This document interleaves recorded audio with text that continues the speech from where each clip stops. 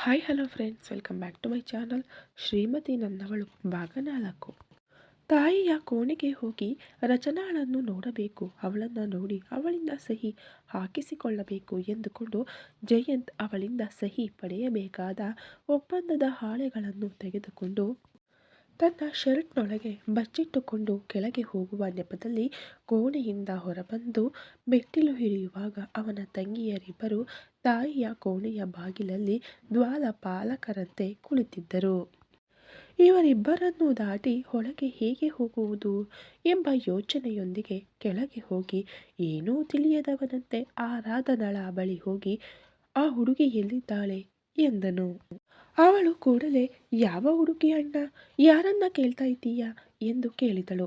ಆರಾಧನಾಳನ್ನು ನೋಡಿ ಸಾಧನ, ಬೇರೆ ಯಾರನ್ನು ಅಣ್ಣ ಕೇಳುತ್ತಾರೆ, ಎಲ್ಲ ನಮ್ಮ ಅತ್ತಿಗೆಯನ್ನೇ ಕೇಳುತ್ತಿರುವುದು ಎಂದು ಹೇಳಿ, ಅತ್ತಿಗೆ ಈ ಕೋಣೆಯಲ್ಲೇ ಇದ್ದಾರೆ ಅಣ್ಣ ಎಂದು ಅವನ ತಾಯಿಯ ಕೋಣೆಯನ್ನು ಕೈ ತೋರಿಸಿದಳು.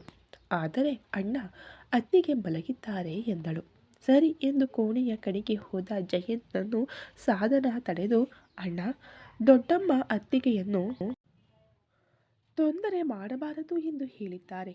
ಅತ್ತಿಗೆ ನಿನ್ನೆ ರಾತ್ರಿ ಪೂರ್ತಿ ಕಲ್ಯಾಣಕ್ಕೆ ತಾಂಬೂಲದ ಚೀಲ ಹಾಕಿದ್ದರಿಂದ ನಿದ್ದೆ ಮಾಡಿಲ್ಲವಂತೆ, ಅತ್ತೆ ಹೇಳಿದರು ಅಣ್ಣ ಎಂದಳು. ಸರಿ ಎಂದ ಜಯಂತ್, ನಾನು ಒಳಗೆ ಹೋಗಿ ನೋಡುತ್ತೇನೆ. ಅವಳು ಮಲಗಿದ್ದರೆ ಎಬ್ಬಿಸುವುದಿಲ್ಲ, ಆದರೆ ಎಚ್ಚರವಾಗಿದ್ದರೆ ಅವಳ ಹತ್ತಿರ ಒಂದು ವಿಷಯ ಮಾತನಾಡಬೇಕು ಎಂದು ತಂಗಿಯರನ್ನು ಸಮಾಧಾನಪಡಿಸಿ ಒಳಗೆ ಹೋದನು. ಅವನು ಒಳಗೆ ಹೋಗುವಾಗ ಅವನ ಹೆಂಡತಿ ಅಲ್ಲಿರುವ ಮಂಚದ ಮೇಲೆ ಮಲಗಿದ್ದಳು. ನವಿಲು ಬಣ್ಣದ ಮೈಸೂರು ಸಿಲ್ಕ್ ಸೀರೆ ಉಟ್ಟು ಅದಕ್ಕೆ ತಕ್ಕಂತೆ ಬಂಗಾರದ ಬಣ್ಣದ ರವಿಕೆ ಧರಿಸಿ ಅವನಿಗೆ ಬೆನ್ನು ತೋರಿಸಿ ಮಲಗಿದ್ದಳು. ಅವಳು ಮಲಗಿದ್ದಾಳಾ ಎಂದು ನೋಡಲು ಅವಳ ಮುಂದೆ ಹೋಗಿ ನೋಡಿದಾಗ ಅವಳು ಎಡಗೈ ಮತ್ತು ಬಲಗೈ ಎರಡನ್ನೂ ಸೇರಿಸಿ ತಲೆಯ ಕೆಳಗೆ ಇಟ್ಟುಕೊಂಡು ಕಾಲುಗಳನ್ನೆರಡನ್ನೂ ಎದೆಯವರೆಗೂ ಮಡಚಿಕೊಂಡು ಹಲ್ಲುಗಳು ಸ್ವಲ್ಪ ಕಾಣುವಂತೆ ಬಾಯಿಯನ್ನು ಸ್ವಲ್ಪ ತೆರೆದು ಮಲಗಿದ್ದಳು. ಬೆಳಿಗ್ಗೆ ಅವನು ಕಟ್ಟಿದ ತಾಳಿ ದಿಂಬಿನ ಮೇಲೆ ಬಿದ್ದಿತ್ತು. ಕೈಗಳೆರಡರಲ್ಲೂ ತುಂಬ ಬಳೆಗಳಿದ್ದವು. ನಾದಿನಿಯರಿಬ್ಬರು ಬೆಳಿಗ್ಗೆ ಮದುವೆ ಮುಗಿದ ಕೂಡಲೇ ಹಾಕಿಬಿಟ್ಟಿದ್ದರು. ಅವಳ ಕಾಲಿನಲ್ಲಿ ಒಂಟಿ ಗೆಜ್ಜೆ ಇದ್ದ ಮೆಲ್ಲನೆಯ ಕಾಲ್ಗಡಗ, ಕಾಲಿನ ಬೆರಳುಗಳಲ್ಲಿ ಬೆಳಿಗ್ಗೆ ಇವನು ಹಾಕಿದ ಕಾಲುಂಗುರ, ನೇಲ್ ಪಾಲಿಶ್ ಇಲ್ಲದಿದ್ದರೂ ಹೊಳೆಯುವ ಕಾಲ್ಬೆರಳಿನ ಉಗುರುಗಳು, ಜೊತೆಗೆ ಅವಳು ಉಟ್ಟಿದ್ದ ಸೀರೆ ಅವಳ ಮೈ ಬಣ್ಣವನ್ನ ಎದ್ದು ಕಾಣುವಂತೆ ಮಾಡುತ್ತಿರಲು ಬಾಯಲ್ಲಿ ಊರಿದ ಲಾಲಾರಸವನ್ನ ನುಂಗಿದ ಜಯಂತ್ ಕಣ್ಣುಗಳು ಮಾತ್ರ ಕೊಲ್ಲುತ್ತಿವೆ ಎಂದು ನೋಡಿದರೆ ಅವಳ ಸೌಂದರ್ಯವು ನನ್ನನ್ನು ಕೊಲ್ಲುತ್ತಿದೆಯಲ್ಲ ಎಂದು ಅವಳನ್ನು ಸಮೀಪಿಸುವಾಗ, ಲೈ ಜಯಂತ್, ಯಾಕೆ ಇಲ್ಲಿಗೆ ಬಂದೆ, ಈಗ ಏನು ಕೆಲಸ ಮಾಡ್ತಾ ಇದ್ದೀಯಾ ಎಂದು ಕೇಳಿತು ಅವನ ಮನಸ್ಸಾಕ್ಷಿ. ಛೆ ಎಂದು ತಲೆಗೆ ತಟ್ಟಿಕೊಂಡು ಅವನು ಹಿಂದಕ್ಕೆ ಸರಿಯಲು ತನ್ನನ್ನು ಯಾರೋ ನೋಡುತ್ತಿದ್ದಾರೆ ಎಂಬ ಭಾವನೆಯಲ್ಲಿ ಕಣ್ತೆರೆದ ರಚನಾ ಇವನನ್ನ ನೋಡಿದ ಕೂಡಲೇ ಚಾಪೆ ಸುರುಳಿಯಂತೆ ಎದ್ದು ಕುಳಿತು ಮಂಚದಿಂದ ಕೆಳಗಿಳಿದು ನಿಂತು ತಲೆ ಬಗ್ಗಿಸಿ ಬೇರೆ ಎಲ್ಲೋ ನೋಡುತ್ತಾ, ರಾತ್ರಿಯೆಲ್ಲ ಅಕ್ಕನ ಮದುವೆಗೆ ತಾಂಬೂಲ ಚೀಲ ಹಾಕುವ ಕೆಲಸ ನೋಡಿದೆ, ಅದಕ್ಕೆ ತೂಕಡಿಸಿಬಿಟ್ಟೆ ಬಾವಾ ಎಂದು ತೊದಲಿ ಹೇಳಿ ಮುಗಿಸಿದಳು. ಏನು ಬಾವಾ ಎಂದನು ಜಯಂತ್. ಹೌದು, ಅಕ್ಕನ ಗಂಡನನ್ನು ಬಾವ ಎಂದು ಕರೆಯುತ್ತಾರೆ ತಾನೇ ನಮ್ಮ ಊರ ಕಡೆಯೆಲ್ಲ, ನೀವು ನನ್ನ ಅಕ್ಕನ ಗಂಡ ತಾನೆ ಎಂದಳು ರಚನಾ. ಏಯ್, ಏನು ಹೇಳ್ದೆ, ನಾನು ನಿನ್ನ ಅಕ್ಕನ ಗಂಡನ, ನೀನೇನು ಕನಸಿನಲ್ಲಿದ್ದೀಯಾ, ಇದುವರೆಗೂ ನಿನ್ನ ಕುತ್ತಿಗೆಯಲ್ಲಿರುವ ತಾಳಿಯನ್ನು ನೋಡು, ಅದನ್ನು ಕಟ್ಟಿದ್ದು ನಾನು ನಿನ್ನ ಗಂಡ ಅಂದಾಗ ಕೂಡಲೇ ಹೊರಬಂದ ಮನಸ್ಸಾಕ್ಷಿ, ಅವಳು ನಿನ್ನನ್ನು ಹೇಗೆ ಕರೆದರೆ ನಿನಗೇನು, ಬಂದ ಕೆಲಸವನ್ನು ನೋಡು, ಸುಮ್ಮನೆ ಜಗಳವಾಡಬೇಡ ಎಂದಿತು. ನಿಜವಾ, ನೀನು ಹೇಳಲು ಬಂದಿದ್ದು ಏನು, ನನ್ನನ್ನು ಸಂಬಂಧ ಕಲ್ಪಿಸಿ ಕರೆಯಬೇಡ, ನೀನು ನನಗೆ 1 ತಿಂಗಳಿಗೆ ಮಾತ್ರ ಹೆಂಡತಿ ಎಂದು ಹೇಳಲು ತಾನೇ ಬಂದಿದ್ದೆ, ಅದನ್ನು ಬಿಟ್ಟು ಕುತ್ತಿಗೆಯಲ್ಲಿರುವ ತಾಳಿ ನೋಡು, ಬಾ ಕವಡೆ ಶಾಸ್ತ್ರ ನೋಡೋಣ ಎನ್ನುವ ಹಾಗಿದೆ ನಿನ್ನ ವರ್ತನೆ. ಬಂದೆವಾ, ಒಪ್ಪಂದಕ್ಕೆ ಸಹಿ ಹಾಕಿಸಿಕೊಂಡೆವಾ, ಹೊರಗೆ ಹೋದೆವಾ ಎಂದು ಇರಬೇಕು. ಆದರೆ ನೀನು ಮಾಡುವ ಕೆಲಸ ನೋಡಿದರೆ ನೀನು ಜೇಡರ ಬಲೆಯಲ್ಲಿ ಸಿಕ್ಕಿಕೊಳ್ಳುವುದು ಖಚಿತ ಎಂದಿತು ಮನಸ್ಸಾಕ್ಷಿ. ಛೀ ಹೋಗು, ನಿನ್ನ ತೊಂದರೆ ತಡೆಯಲು ಆಗುತ್ತಿಲ್ಲ ಎಂದು ಮನಸ್ಸಾಕ್ಷಿಯನ್ನು ಓಡಿಸಿದವನು ರಚನಾಳನ್ನು ನೋಡಿದನು. ಇಲ್ಲ, ಹೇಗೆ ಇದ್ದರೂ ಈ ಜಾಗಕ್ಕೆ ಹಕ್ಕುದಾರಳು ಅವಳೇ ತಾನೆ. ಅವಳು ಬಂದರೆ ನಾನು ಈ ಜಾಗವನ್ನು ಬಿಟ್ಟು ಕೊಡಲೇಬೇಕು ತಾನೆ ಎಂದವಳು. ದೊಡ್ಡಮ್ಮ ಬೇರೆ ಏನೋ ಹೇಳಲು ಕಾಯುತ್ತಿದ್ದಾರೆ ಎಂದಳು ರಚನಾ. ಅದೆಲ್ಲ ಆಮೇಲೆ ಯೋಚಿಸು. ನನ್ನ ಮಟ್ಟಿಗೆ ನೀನು ಮಾತ್ರ ನನ್ನ ಹೆಂಡತಿ ಎಂದವನು ನನಗೆ ಈ ಒಪ್ಪಂದದಲ್ಲಿ ಸಹಿ ಹಾಕಿಕೊಡು ಎಂದು ಆ ಒಪ್ಪಂದದ ಪತ್ರವನ್ನು ನೀಡಿದನು. ಅಷ್ಟರಲ್ಲಿ ಬಾಗಿಲು ತೆರೆಯುವ ಶಬ್ದ ಕೇಳಿಸಿತು. ನಿಮಿರಿ ನೋಡಿದನು ಜಯಂತ್. ಜಯಂತ್ನ ತಾಯಿ ಶ್ಯಾಮಲಾ ಅವರೇ ಬರುತ್ತಿದ್ದರು. ಬೆಚ್ಚಿ ಬಿದ್ದ ಜಯಂತ್ ಮತ್ತೆ ಪತ್ರವನ್ನು ತನ್ನ ಶರ್ಟ್ನೊಳಗೆ ಬಚ್ಚಿಟ್ಟುಕೊಂಡು ಸಾಧಾರಣವಾಗಿ ನಿಂತನು. ಜಯಂತ್, ನೀನು ಯಾವಾಗ ಕೆಳಗೆ ಬಂದೆ? ಏನು, ನಿನ್ನ ಹೆಂಡತಿಯನ್ನು ನೋಡದೇ ಇರಲು ಆಗಲಿಲ್ಲವಾ ನಿನ್ನಿಂದ? ಅದಕ್ಕೆ ಕೆಳಗೆ ಇಳಿದು ಬಂದು ಬಿಟ್ಟೆಯಾ ಎಂದು ಹೇಳುತ್ತಲೇ ಅವನ ಹತ್ತಿರ ಬಂದು ರಚನಾಳನ್ನ ನೋಡಲು ಅವಳು ಭಯಪಟ್ಟು ನಿಂತಿರುವುದನ್ನು ಕಂಡು ಮಗನ ಕಡೆ ತಿರುಗಿ, ಏನೋ ಹೇಳಿದೆ ನನ್ನ ಸೊಸೆಗೆ? ನನ್ನ ಸೊಸೆ ತುಂಬ ಭಯಗೊಂಡಿದ್ದಾಳೆ ಎಂದರು. ನಾನು ಏನು ಹೇಳಿಲ್ಲ ಅಮ್ಮ, ಸುಮ್ಮನೆ ಅವಳ ಹತ್ತಿರ ಮಾತನಾಡುತ್ತಿದ್ದೆ ಅಷ್ಟೇ ಅಂದ. ನೀನು ಮಾತನಾಡುತ್ತಿದ್ದೆ, ಅದನ್ನು ನಾನು ನಂಬಬೇಕು. ಇವಳ ಅಕ್ಕನನ್ನು ಓಡಿಸಿದ ಹಾಗೆ ಇವಳನ್ನು ಓಡಿಸಿ ಬಿಡಬೇಡ ಎಂದವರು. ಬನ್ನಿ ಇಬ್ಬರು, ಊಟ ತಯಾರಾಗಿದೆ, ಊಟ ಮಾಡಲು ಹೋಗೋಣ ಎಂದು ಹೇಳುತ್ತಾ ರಚನಾಳ ಕಡೆ ತಿರುಗಿ, ಅಮ್ಮ ರಚನಾ, ನಿನ್ನ ಅಪ್ಪ ಅಮ್ಮ ಇಬ್ಬರು ಹೊರಟು ಹೋಗಿದ್ದಾರೆ. ನಿನ್ನ ಹತ್ತಿರ ಹೇಳಲು ಹೇಳಿದರು. ಅಲ್ಲಿ ನಿಮ್ಮಿಬ್ಬರಿಗೂ ಆರತಕ್ಷತೆ ಇಟ್ಟುಕೊಂಡು ಕಾಯುತ್ತಿರುತ್ತಾರಂತೆ. ಆಗ ನಾವೆಲ್ಲರೂ ಸೇರಿ ನಿಮ್ಮ ಮನೆಗೆ ಊರಿಗೆ ಹೋಗೋಣ ಎಂದವರು. ಇಂದಿನಿಂದ ಇದೇ ನಿನ್ನ ಮನೆ. ಈ ಮನೆಯಲ್ಲಿ ನನಗೆ ನಂತರದ ಸ್ಥಾನದಲ್ಲಿರುವ ಹೆಣ್ಣು ನೀನೆ. 5 ವರ್ಷಗಳ ಹಿಂದೆ ನನಗೆ ಆಸರೆಯಾಗಿ ನನ್ನ ಅತ್ತೆ ಇದ್ದರು. ಅವರು ಇರುವವರೆಗೂ ನನ್ನನ್ನು ಅವರ ಮಗಳ ಹಾಗೆ ನೋಡಿಕೊಂಡರು. ಅವರು ಹೋದ ಮೇಲೆ ನಾನು ಒಬ್ಬಂಟಿಯಾಗಿ ಈ ಮನೆಯಲ್ಲಿ ಇದ್ದು ಕಷ್ಟಪಟ್ಟೆ ಗೊತ್ತಾ. ಇನ್ನು ಮುಂದೆ ನನಗೆ ಚಿಂತೆ ಇಲ್ಲ. ನನಗೆ ಮಗಳಂತಹ ಒಬ್ಬ ಸೊಸೆ ಬಂದು ಬಿಟ್ಟಿದ್ದಾಳೆ. ನನಗೆ ತುಂಬ ಸಂತೋಷವಾಗಿದೆ. ಇನ್ಮುಂದೆ ನೀನು ನಾನು ಒಳ್ಳೆಯ ಸ್ನೇಹಿತರು ಎಂದು ಕೈ ನೀಡಲು ರಚನಾ ಅವನ ಕೈ ಹಿಡಿದು ಕುಲುಕಿದಳು. ಹೌದು, ಇನ್ಮುಂದೆ ನಾವಿಬ್ಬರು ಸ್ನೇಹಿತರು ಎಂದು ರಚನಾ ಹೇಳಲು ಇಬ್ಬರು ಹೀಗೆ ಮಾತನಾಡುತ್ತಾ ಊಟದ ಕೋಣೆಗೆ ಹೋದರು. ಜಯಂತ್ನನ್ನು ಮರೆತು ಸೊಸೆ ಮತ್ತು ಅತ್ತೆ ಮಾತನಾಡುತ್ತಲೇ ಊಟದ ಕೋಣೆಗೆ ಹೋಗಲು ಅಲ್ಲಿ ಆರಾಧನಾ, ಸಾಧನಾ, ಶಂಕರ್, ಗಾಯತ್ರಿ ದೇವಿ, ಅವರ ಗಂಡ ವಿಶ್ವನಾಥನ್ ಎಲ್ಲರೂ ಕುಳಿತಿದ್ದರು. ತನ್ನ ಗಂಡನ ಪಕ್ಕದಲ್ಲಿ ಕುಳಿತ ಶ್ಯಾಮಲಾ ಸೊಸೆಯನ್ನು ತನ್ನ ಪಕ್ಕದಲ್ಲಿ ಕೂರಿಸಿಕೊಂಡರು. ಪಹಡಿಯಿಂದ ಇಳಿದು ಬಂದ ಕಪಿಲನ್ ಓಡಿ ಬಂದು ತನ್ನ ಅತ್ತಿಗೆಯ ಪಕ್ಕದಲ್ಲಿ ಕುಳಿತುಕೊಂಡನು. ಜಯಂತ್ ಅವನನ್ನು ನೋಡುತ್ತಲೇ ಕಪಿಲನ್ ಪಕ್ಕದ ಕುರ್ಚಿಯಲ್ಲಿ ಕುಳಿತುಕೊಂಡನು. ಕಪಿಲನ್ನನ್ನು ನೋಡಿ ಗಾಯತ್ರಿ, ಲೈ ಕಪಿಲನ್, ಹೇಳು, ಅಣ್ಣ ಅತ್ತಿಗೆ ಹತ್ತಿರ ಕೂರಲಿ ಎಂದರು. ಅವನೇ ಸುಮ್ಮನೆ ಅಲ್ಲಿ ಹೋಗಿ ಕೂತಿದ್ದಾನೆ. ನೀವ್ಯಾಕೆ ಚಿಕ್ಕಮ್ಮ ಅವನಿಗಾಗಿ ಮಾತನಾಡುತ್ತೀರಾ? ಅವನೇ ಅವನ ಹೆಂಡತಿ ಹತ್ತಿರ ಕೂರಬೇಕು ಎಂದು ನನ್ನ ಹತ್ತಿರ ಕೇಳದಿರುವಾಗ ನಿಮಗೇನು ಚಿಂತೆ ಬಂತು ಚಿಕ್ಕಮ್ಮ? ಹೊಟ್ಟೆ ಕಿಚ್ಚು ಚಿಕ್ಕಮ್ಮ ನಿಮಗೆ. ಅವನು ನನ್ನ ಹತ್ತಿರ ಕೇಳಿದರೆ ಈ ಜಾಗವನ್ನು ನಾನು ಅವನಿಗೆ ಬಿಟ್ಟುಕೊಡಲು ತಯಾರಿದ್ದೇನೆ. ಅವನು ಮೊದಲು ಕೇಳಲಿ ಚಿಕ್ಕಮ್ಮ ಎಂದನು. ಇವನ್ನೆಲ್ಲ ತಲೆ ತಗ್ಗಿಸಿ ಗಮನಿಸುತ್ತಿದ್ದಳು ರಚನಾ. ರಚನಾ ನೆನೆದರೆ ಎದ್ದು ಜಯಂತ್ಗೆ ಮುಂದಿನ ಕುರ್ಚಿಯಲ್ಲಿ ಕುಳಿತುಕೊಳ್ಳಬಹುದಿತ್ತು. ಆದರೆ ಅತ್ತೆಯನ್ನು ಬಿಟ್ಟು ಹೇಗೆ ಎದ್ದು ಹೋಗುವುದು ಎಂದು ಹಾಗೆಯೇ ಕುಳಿತಿದ್ದಳು. ಜಯಂತ್ನನ್ನು ನೋಡಿ ಗಾಯತ್ರಿ, ಕೇಳೋ ಎಂದು ಕಣ್ಸನ್ನೆಯಲ್ಲಿ ಹೇಳಲು ಅವರಿಗಾಗಿ ಕೇಳುವವನಂತೆ ಜಯಂತ್ ಕಪಿಲನ್ ಕಡೆ ತಿರುಗಿ, ಲೈ ಕಪಿ ಅಂದ. ಏನು ಅಣ್ಣ? ತಾವು ಹೇಳುವುದನ್ನು ಮಾಡಲು ಸಿದ್ಧನಾಗಿದ್ದೇನೆ ಎಂದನು.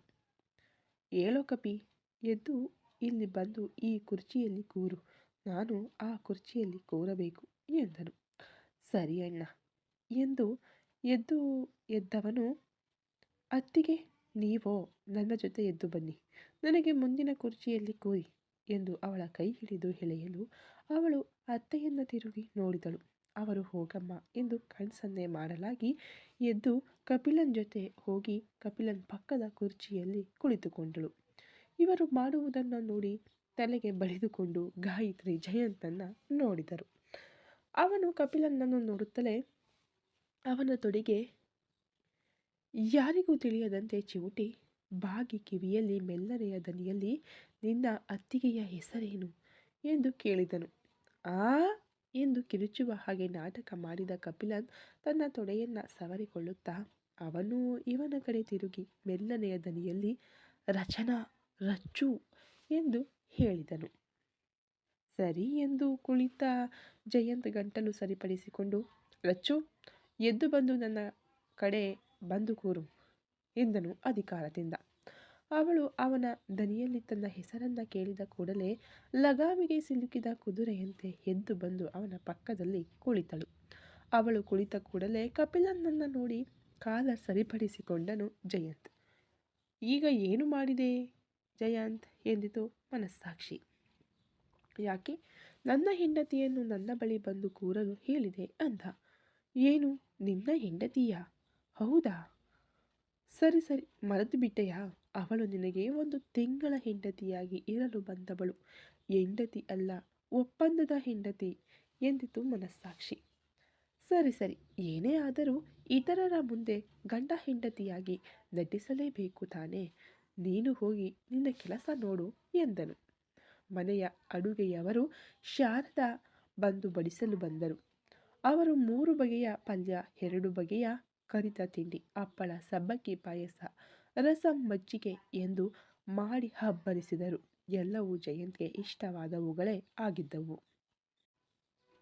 ಜಯಂತ್ ಎಲ್ಲವನ್ನ ರಸವತ್ತಾಗಿ ಸವಿದು ಊಟ ಮಾಡಿದನು. ಎಲ್ಲರೂ ಊಟ ಮುಗಿಸಲು ಶಂಕರ್ ಎಲ್ಲರ ಹತ್ತಿರ ಇಂದು ರಾತ್ರಿ ಆರತಕ್ಷತೆಗೆ ಎಲ್ಲರೂ 6 ಗಂಟೆಗೆ ಹೊರಡಬೇಕು, ಅಲ್ಲಿಯವರೆಗೂ ವಿಶ್ರಾಂತಿ ತೆಗೆದುಕೊಳ್ಳಿ ಎಂದರು. ಶ್ಯಾಮಲ ಅವರನ್ನು ನೋಡಿ, ಬ್ಯೂಟಿ ಪಾರ್ಲರ್ನಿಂದ 4 ಗಂಟೆಗೆ ಬರುತ್ತಾರೆ. ಸೊಸೆ ಜೊತೆ ಮಕ್ಕಳನ್ನು ಇಬ್ಬರನ್ನು ಇರಲು ಹೇಳು.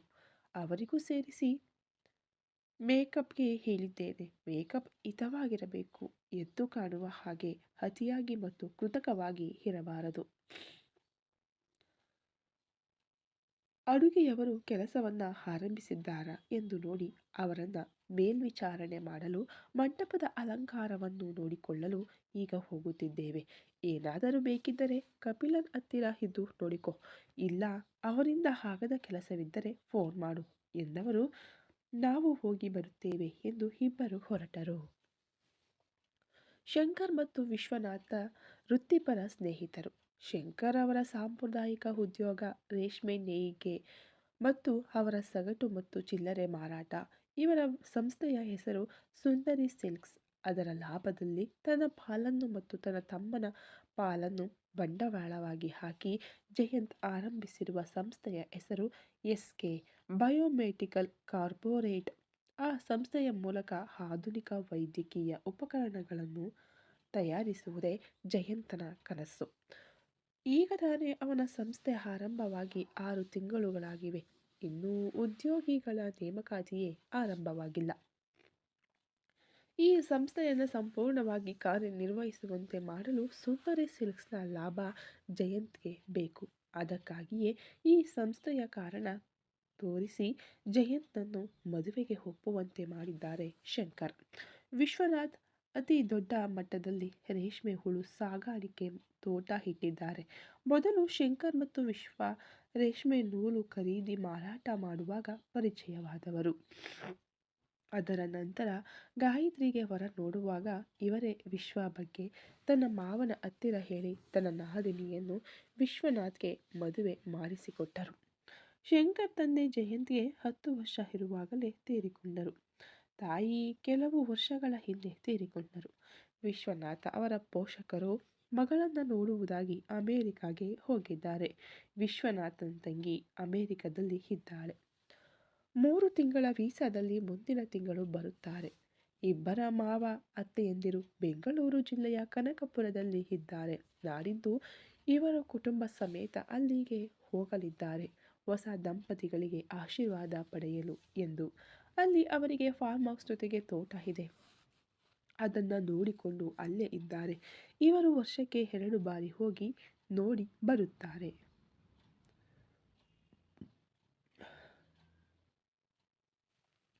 ಅವರು ಇಬ್ಬರು ಹೋದ ನಂತರ ಹೆಂಗಸರೆಲ್ಲರೂ ಶ್ಯಾಮಲಾ ಕೋಣೆಗೆ ಹೋಗಿ ವಿಶ್ರಾಂತಿ ಪಡೆಯಲು ಜಯಂತ್ ಮತ್ತು ಕಪಿಲನ್ ತಮ್ಮ ಕೋಣೆಗೆ ಹೋದರು. ಕೋಣೆಯೊಳಗೆ ಮಂಚದ ಮೇಲೆ ಮಲಗದೆ ನಿಂತುಕೊಂಡೇ ಇರಲು ಗಾಯತ್ರಿ ಮಲಗುವಮ್ಮ ಎಂದರು. ಇಲ್ಲ ಅತ್ತೆ, ನೀವೆಲ್ಲ ಮಂಚದ ಮೇಲೆ ಮಲಗಿಕೊಳ್ಳಿ, ನಾನು ನೆಲದ ಮೇಲೆ ಮಲಗಿಕೊಳ್ಳುತ್ತೇನೆ ಎಂದಳು ರಚನಾ. ಅದೆಲ್ಲ ಇಲ್ಲ, ನೀನು ಮೊದಲು ಮಂಚದ ಮೇಲೆ ಮಲಗು ಎಂದು ಮಲಗಿಸಿದ ಗಾಯತ್ರಿ ಅವಳಿಗೆ ಎಡಗಡೆ ಮಲಗಿಕೊಂಡರು. ಅವಳಿಗೆ ಬಲಗಡೆ ಶ್ಯಾಮಲಾ ಮಲಗಿಕೊಳ್ಳಲು ಆರಾಧನಾ ಮತ್ತು ಸಾಧನ ನಮಗೆ ನಿದ್ದೆ ಬರುತ್ತಿಲ್ಲ, ನಾವು ಕಪಿಲನ್ ಅಣ್ಣನ ಕೋಣೆಗೆ ಹೋಗುತ್ತೇವೆ ಎಂದು ಹೇಳಿ ಕೋಣೆಯಿಂದ ಹೊರಬಂದು ಮಹಡಿಗೆ ಹೋದರು. ಇಬ್ಬರು ಅತ್ತೆಯಂದಿರು ಸೊಸೆಯ ಬಳಿ ಜಯಂತ್ ಹುಟ್ಟಿದಾಗಿನಿಂದ ಇಂದು ಬೆಳಿಗ್ಗೆಯವರೆಗೂ ನಡೆದ ಮುಖ್ಯ ಘಟನೆಗಳನ್ನು ಮಾತನಾಡಿದರು. ಪಕ್ಕದ ಮನೆಯ ಹುಡುಗನ ತಲೆ ಹೊಡೆದದ್ದು, ಪಂಚಾಯಿತಿಗೆ ಇಬ್ಬರು ಹೋದದ್ದು ಎಂದು ಜಯಂತ ರೌಡಿಸಂ ಮತ್ತು ಒರಟುತನವನ್ನು ಇವರು ಹಾಸ್ಯವಾಗಿ ಹೇಳಿದರು. ಶ್ಯಾಮಲಾ ಅವನು ಗರ್ಭದಲ್ಲಿ ಉಂಟಾದಾಗಿನಿಂದ ಇಂದು ಬೆಳಿಗ್ಗೆ ಮದುವೆ ನಡೆಯುವವರೆಗೂ ಅವನನ್ನು ನಿಭಾಯಿಸಲು ಇವರು ಪಟ್ಟ ಪಾಡನ್ನು ತುಂಬ ಸಂತೋಷವಾಗಿ ಹೇಳಿದರು.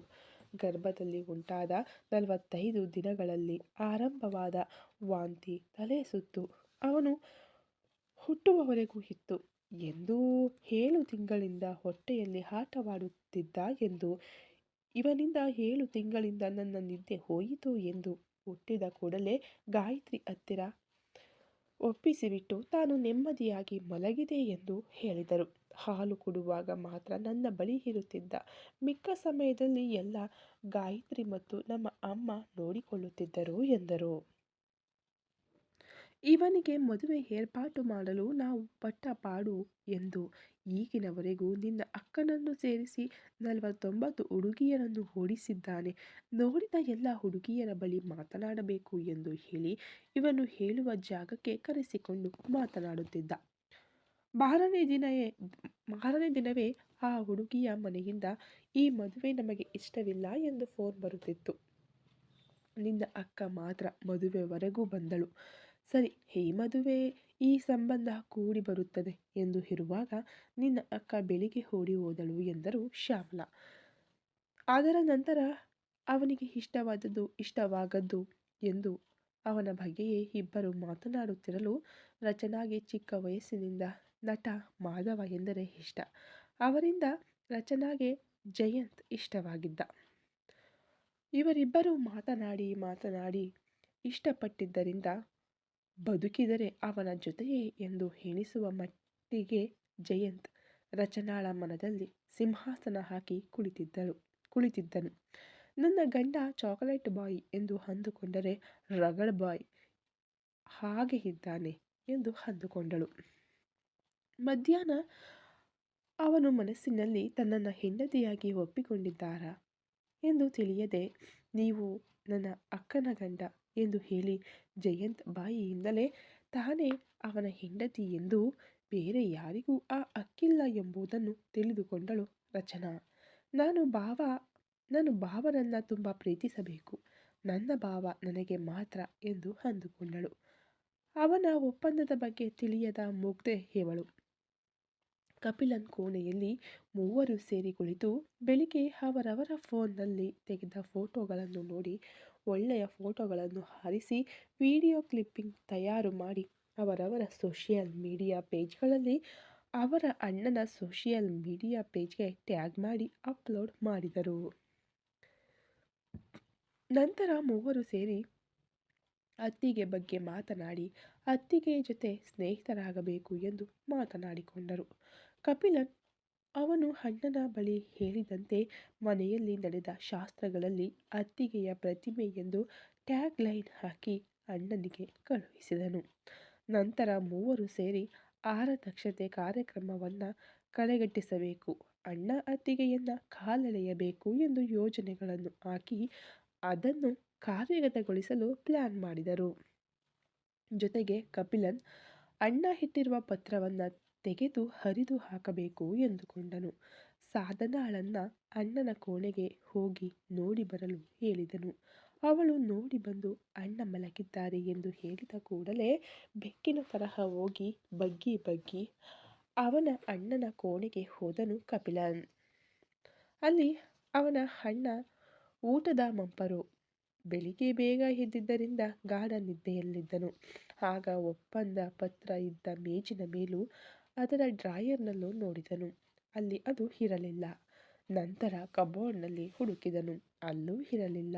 ನಂತರ ವಾರ್ಡ್ರೋಬ್ನಲ್ಲಿ ನೋಡಿದನು. ಅದರಲ್ಲಿ ಇದ್ದ ಒಂದು ಫೈಲ್ನಲ್ಲಿ ಇತ್ತು. ಅದನ್ನು ತೆಗೆದುಕೊಂಡು ತನ್ನ ಕೋಣೆಗೆ ಬಂದವನು ಅದನ್ನು ಚೂರು ಚೂರಾಗಿ ಹರಿದನು. ಅದನ್ನು ತೆಗೆದುಕೊಂಡು ಹೋಗಿ ಟಾಯ್ಲೆಟ್ನಲ್ಲಿ ಹಾಕಿ ಫ್ಲಶ್ ಮಾಡಿದನು.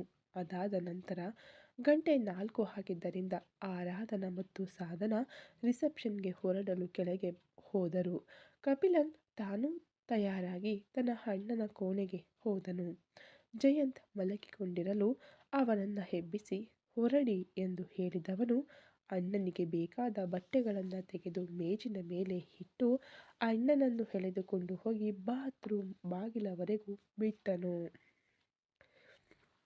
ಕೆಳಗೆ ಶ್ಯಾಮಲಾ ಅವರ ಕೋಣೆಯಲ್ಲಿ ರಚನಾ ಅಂದದ ಬೊಂಬೆಯಂತೆ ತಯಾರಾಗುತ್ತಿದ್ದಳು.